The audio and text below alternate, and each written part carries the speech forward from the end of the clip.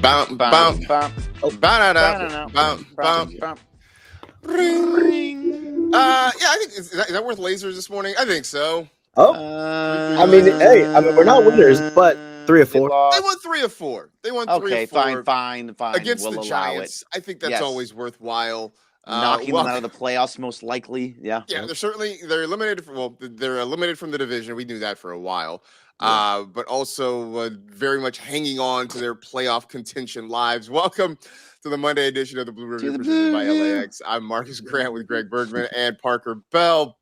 And overall, a good weekend against the Giants. Maybe not so much the way it ended. We'll talk about that. We'll also talk about what is to come. The Dodgers have a day off. Then they start their final 6 games of the regular season. Trip to Arizona, followed by a trip to Seattle. So we'll get into that. I also have a feeling we're going to talk a lot about the bullpen in this episode. Just a hunch. Just a hunch. Possibly.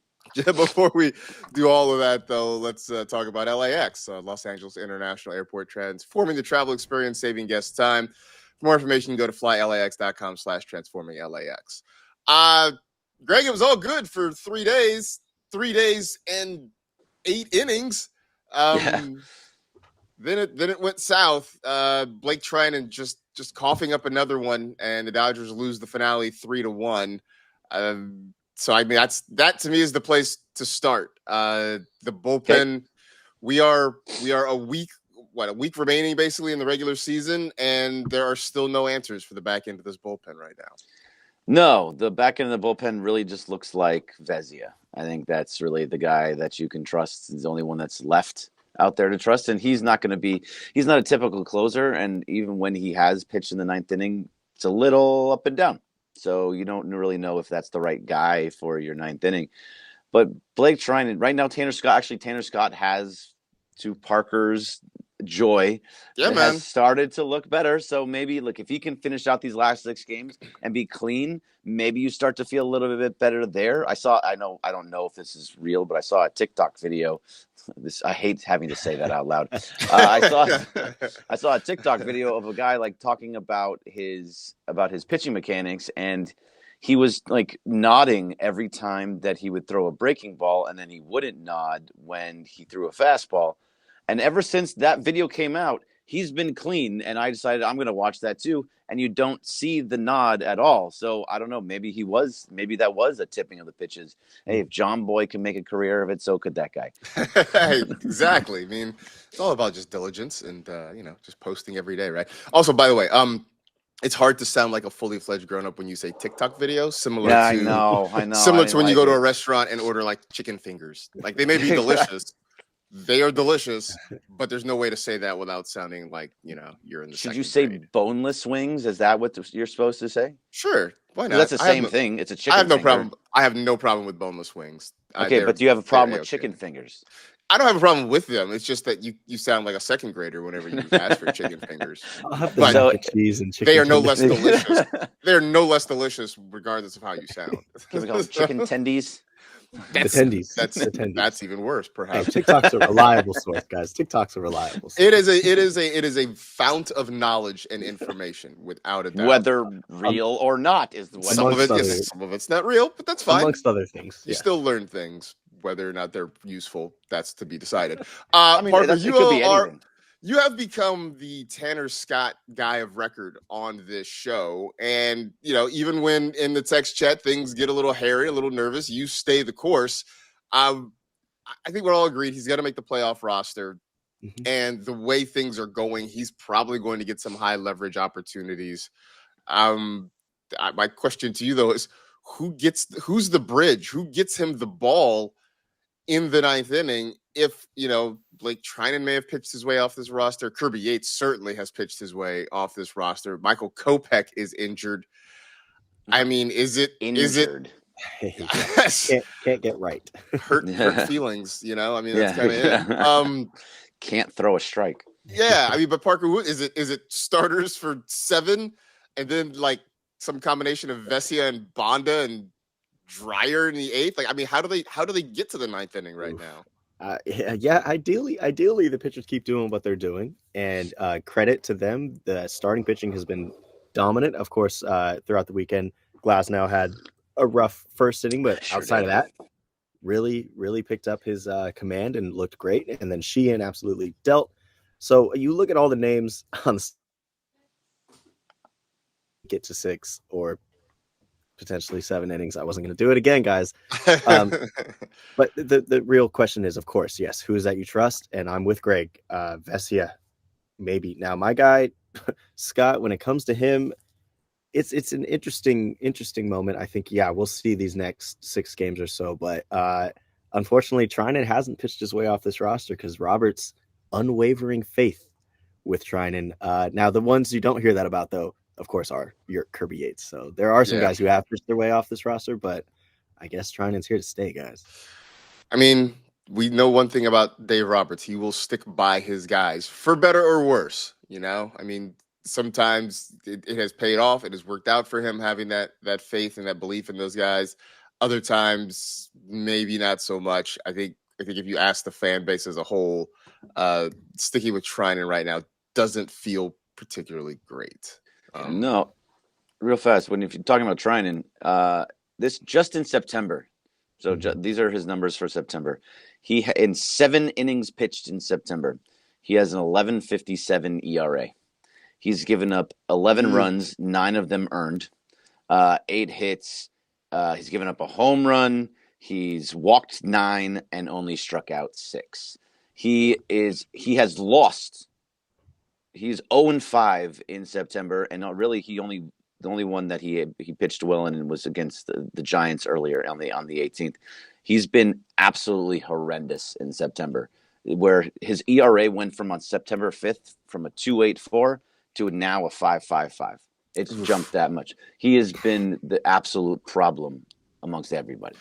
Yeah, that's rough. I don't even think my family has that much faith in me. I mean, that's the thing is that Dave Roberts keeps not just running him out there, but running him out there in higher leverage situations too. I mean, yesterday he comes in with in a clean inning, by the way, starts the inning with a 1-0 lead, and in a blink of an eye, it's 3-1 Giants. Dodgers could not recover, and that was sort of it for that. Side note to this whole thing. Here we are. The Dodgers and Giants have played more than 2,500 games against each other, and they are dead even in the all-time head-to-head. This is wild. I think 1,288 games apiece. The craziest parts of that, Marcus, I think, was your text that the Dodgers hadn't actually had the lead since like 1896. It was like 49-48, I think, the last time the Dodgers had a lead like before 1896. Yeah, that was before they took the lead briefly on Saturday after their win. They were leading in the series in the first time since it was like 49-48. Long ago. Baseball is weird that way. Anyway, let's get back to some more happier things there. Let's flash back to Friday night when Clayton Kershaw made his final regular season start at Dodger Stadium, and the place was electric. I think everybody was sort of on pins and needles, kind of willing the best for Clayton Kershaw in his final start there. And I mean, Greg, it wasn't like a vintage lights out Clayton Kershaw start, but it was great in the sense that he did what Clayton Kershaw always did, and that is give the Dodgers a chance to win when it was all said and done. Yeah, that's exactly what he does, and that's why you just respect and hope. It was emotional, like even watching him pitch out there on Friday, last time at Dodger Stadium as a starter. He may pitch in the postseason, probably will, but the last time starting as a starter at Dodger Stadium was pretty great. I thought it was real. I love the fact that he had a strikeout for his last out, and then Dave took him out. That was the right time to do it too. It was a nice way, and I love the fact that the fans, every time he was walking off the plate, would just have this massive standing ovation for him every single time. It was a great night. He didn't get the win, but the Dodgers got the win, and that's all that really matters. So congrats to a great career for Kershaw. One more. He's got one more. He's got one more start in Seattle, and then we'll see what the postseason brings. But it was I think emotional for a lot of us to see number 22 out there on the mound one last time in the regular season. And I mean, Parker, it was, like I said, it wasn't a great start, but he had the curveball working, which, Yep. If there's nothing else, we'll remember a lot of things about Clayton Kershaw, but man, public enemy number one was out there terrorizing the Giants again on Friday night. Yeah, Cooperstown curve, it was there. And I mean, it was beautiful to see. You kind of understood why he had a rough outing. I mean, that's just a lot of emotion, excuse me, going into a start. You can't really, I mean, that's a once in a lifetime experience, and it's tough to really pitch through like that swell of emotions. Seeing your wife and kids up there, nearly every time he looked up there, I could see that he was about to break, and I don't blame the man. That man absolutely carried this Dodgers organization all 18 years with dignity, with grace, and in the end, yeah, he's going to be surrounded by just love and affection from all Dodgers fans and non-Dodgers fans included. So shout out to a simple man who carried himself out to a legend. Yeah, I mean, I think obviously the tributes from Dodger fans, from his former teammates, from people around baseball were great. I thought, to be Greg, one of the best tributes ever was from Grant Brisbee, who is a longtime San Francisco Giants beat writer, and he wrote an article, I think, that came out on Friday morning. That the gist of it was basically like, beat it. Like, but in the nicest way possible, right? Just because it was written from the perspective of a Giants fan or Giants beat writer who has watched Clayton Kershaw terrorize the Giants for 18 years. And it was sort of this grudging respect of, congratulations on a great career. We're not really sad to see you go. I mean, it was just kind of one of those things that like really can only be written from the perspective of a true rival. Just talking about a guy who has been phenomenal. I think in a lot of ways, probably, I'm going to say what Dodgers fans said about Madison Bumgarner, but no, we just really didn't like that guy. No, just didn't like him. We actually didn't really like him. I know. He was just go get it out of the ocean. That's all I have to say about that. But like, it kind of reminds me. I didn't read that article, but I'm going to go back and read it. It kind of reminds me of the commercial that they did for Kobe when he was leaving, when everybody's booing him. I've been hating you, and he's just like talking. That sounds very similar to me, and I love the fact that they did that. By the way, I mean, we never got to talk about it. To have Kobe last 20 years, Kershaw 18 years, Anze Kopitar his final year with the Kings, that's 20 years. It's amazing what you have in Los Angeles to have three guys in a very short amount of time doing that kind of thing, and it's at such a high level, and to win championships, multiple championships, all three of those guys. It's why you love living in LA and why you love being fans of LA teams, because this just doesn't happen anywhere else. Because for the most part, people are trying to leave the Midwest or leave other places. Like people will leave Boston, people will leave New York, but they do not leave LA for the most part, and they stay here for years and years and years and become beloved. So it's just pretty amazing that we have that here in Los Angeles. Yeah, no, it really absolutely is. One of the things too that I think I texted you guys is, maybe somebody else comes along, but it feels like Clayton Kershaw might be the last guy we see with a career this long that stays with one team for the entirety of it. 18 years with one organization, and not just in baseball, but just professional sports in general. You're just not gonna see that. I mean, look, maybe Mike Trout sticks in Anaheim, but I don't particularly imagine it's that. Fallen off for the last like 8 years. He's been kind of not the same guy. He got to 400 home runs, but that was based off his first like 5-6 years where he was just the most amazing player ever. Aaron Judge, maybe Aaron Judge is that guy. Aaron Judge could stick in New York. Paul Skeens at being a pitcher, if he stays in Pittsburgh, which I can't imagine he stays in Pittsburgh. That's the thing, like, it's Pittsburgh though, right? Like, right. I mean, especially a guy from Orange County pitching for an organization that really has very little hope. Like, I just don't see Paul Skeens sticking around there for 18 years. I think it's going to be a long time, if ever, that we see a guy stay with one team this long. This could be the last of an era for a while. especially drafted onto your team. Like they drafted Clayton Kershaw. Yeah. Like Kobe, as much as they drafted him, they didn't actually draft him. Draft him. It was a trade. You know? Yeah. Yes. Right. Yeah. So I don't know. That was just a thing that kind of stuck with me, that it's the end of an era in a lot of ways, just because obviously ending his Dodger era, ending just the era of one team per player sort of thing. I mean, I think we talked about the fact that he might be the last 3,000 strikeout guy for a really long time, if ever.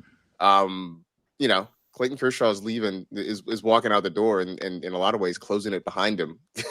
yeah, very much so. That's a good way to put it. There may not be too many guys coming through it at that point. But rest of that game, the Dodgers ended up rallying. They scored 4 runs in the 5th inning. They go on to win it 6-3. The next day, they get a good win as well. I mean, Parker, you sort of touched on this, right? The starting pitching has been great. And I did see something from Dave Roberts over the weekend. He really has emphasized guys going deeper into ball games. I think if we needed more clue that he understands the state of the bullpen, that, Parker, feels like the big sign that he knows this bullpen just isn't going to be able to carry them through October the way they did last year. Yeah, it's been great seeing him be more lenient with that and just actually rooting for his stars as well. You see him getting hyped for all the guys when they're getting big strikeouts, and not necessarily doing so with the bullpen. He's definitely on edge and just down on the iPad ready at any notice. So it's really cool to see that he has faith in these guys. I think that he and the organization understand that they have one of the most talented, if not the most talented ever, pitching staff of all time. Like these guys here have some of the nastiest stuff. And when they're healthy and they're on, I genuinely, there's no team that can beat, this Dodger squad and that pitching staff. So if you're going to get 7 innings out of these guys in the playoffs, then you're going to have a chance every single night. But of course, that's just a chance, because what happens after that, we got to wait and see. But the offense is hitting strides at the right time. The starting pitch is hitting strides at the right time. So going into the playoffs right now, these Dodgers do have a good chance to repeat. Saw something in the chat from Jazz Meat that we should definitely get to. It said, bummed about Will Smith move. Hope he can pinch hit. Obviously, in case you missed it over the weekend, Will Smith diagnosed with a hairline fracture in his hand, is going to miss the rest of the regular season. They are hopeful, but not certain that he'll be available for the start of the postseason. I mean, Greg, just when we thought things were getting better and everybody was coming back again, tough news about Will Smith. I mean, the upside is Ben Rortvedt has been a nice find, but Ben Rortvedt is no true Will Smith replacement. Right. No, Ben Rortvedt and Dalton Rushing combined is not Will Smith. Yeah. So it's going to hurt, and he's probably not going to be back to at least the NLCS is what it looks like too. Oof. So yeah, that's a tough loss. I really hope that he has some kind of magical fix in his hand, like Muncy did in his knee, and that it all comes back and he's okay. But that's a big loss. This is the first time this season we've been basically completely healthy, and then Will Smith goes down. So, and that's just such a huge bat to lose too. He's been clutch all season long. It's just too bad. Yeah, somebody was saying maybe they can whip up whatever treatment or cocktail of painkillers they put into Freddie Freeman that got him through the postseason on his ankle. I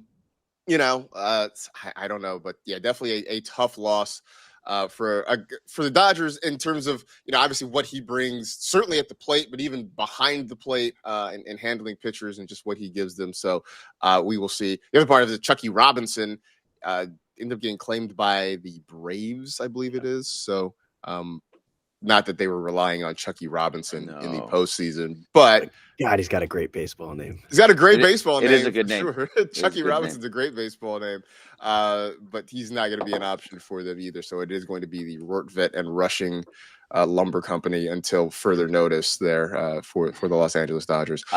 I just want to go back to the bullpen real fast, Parker. Yeah. Are we just going to dismiss the piggyback plan altogether at this point? We're just saying the guys are got to go 7. We can't expect guys to go 7 innings in the postseason. That is not typical for the most part. So are we just dismissing the piggyback plan? We are Of the not Dodgers. dismissing. We are not dismissing the piggyback plan. It's just Okay. that the folks that actually have authority don't seem to be talking about the piggyback plan. Because they're not talking about it doesn't mean that they're not going to do it. All right, fair. I saw on ESPN Los Angeles that Greg Bergman said that they should have a piggyback plan.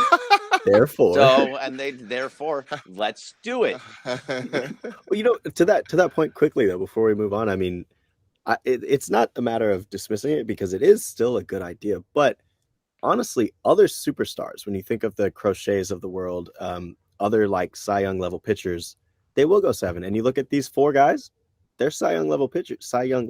So the expectation, at least from my standpoint over here, you better go 7. If you guys are Cy Young level pitchers, go 7. So we don't have to resort to the piggyback, even though it is a good plan. Well, and I mean, I think you saw that in that Phillies series, right? Where the Dodger starting pitching was good. The bullpen again sort of coughed up those games, but on the other side, every Phillies starter was working into the 7th, maybe beyond. Like with very little, there was no. I don't know. Like, are they going to put like? There were no moves. There was nobody on the phone to the bullpen in that Phillies dugout. The expectation was, you're taking the ball and you're going to go deep. And I think because of that, that's why you saw a much better Phillies bullpen in that series than you did a Dodger bullpen, because those guys aren't getting worked as hard. Yeah, the Dodgers got to the Phillies bullpen. They got to Duran. They got to pretty much everybody. They got to pretty much everybody in that bullpen. They continually tied it up. But just go back to also tomorrow. You have this much faith in them when Emmett Sheehan at 86 pitches can't go pitch in the 8th inning. Right. What reason was there not to pitch him in the 8th inning if you're going to go by that logic? And I'm not saying this to poo-poo what you're saying. The most part is that the Dodgers don't do these things. They're not going to allow them to do them, and it's upsetting. If you would allow these guys to go into the 8th inning, sure, love it. But the fact is, Emmett Sheehan was dealing. He was at like 6, 7, 8 pitches in the 7th inning, and was at 86 pitches overall. And screw you too. And they decided, oh no, let's bring Blake Trinan in the 8th, who has been terrible all month, and not let him go further. He could have had another short outing, and even if he had a longer outing, let him go 100 pitches. Who cares? Like it was nonsense for them to do that. They lost that game because of that. And I said it before in the group chat before I saw they showed a picture of Blake Trinan in the bullpen, and I was like, why are they going away from Sheehan? There was no reason to go away from Sheehan there. It was Dave trying to give his guy an opportunity to work things out. I mean, that's really all it was. It was like, we're gonna give you an opportunity to work things out in a higher leverage situation, and you can justify, your being on this postseason roster, and it blew up in everybody's face. That's really all that was. That's all. Time for the BPP. Yeah. Yeah, exactly. BPP. BPP. The BPP, the big piggyback plan. So that's it. It's time to wrap it up. It's time to go. It's time to go. Dodgers off today. Smooth. They are back tomorrow. I said that's why they pay me the medium bucks. Dodgers off today, back tomorrow in Arizona. Start of a 3-game series against the Diamondbacks. Magic number, by the way, is 303. It's a magic number. It's the magic number. Yes, it is. Yes, it is. So anyway, as you guys all know, some combination of Dodger wins and Padre losses totaling 3, and the Dodgers are once again National League West champions. So we can start to talk about that a little bit over the next couple of days. Hopefully they wrap it up, and so by then Seattle is less meaningful over the weekend. But we'll talk about that and more starting tomorrow. And we are back with you here on the ESPN LA YouTube channel for the Blue Review. Stick around. Sedano Cat Morning Extravaganza coming up next. Back with you tomorrow morning at 6:30. For Parker Bell, for Greg Bergman, I'm Marcus Grant. Thanks to the chat. Thanks to LAX. See you mañana, everybody. See ya. See ya. Yeah.